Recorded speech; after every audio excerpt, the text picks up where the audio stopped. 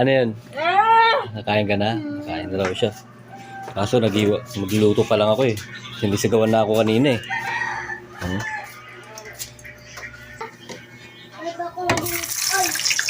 Pero tayo, nagagalit na si Bebang. Gutom na raw. Kakauwi ko lang kasi nanood ng taekwondo. Baka ako'y ma-taekwondo ni Bebang. Dalian natin magluto. Baka masipa tayo ni Bebang. Nagwawala na kanina pa.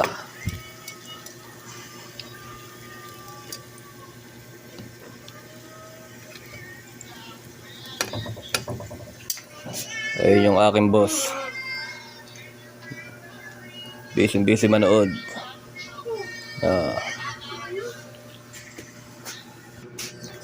Ito na guys. Kakain na siya. Bumili ako ng ketchup.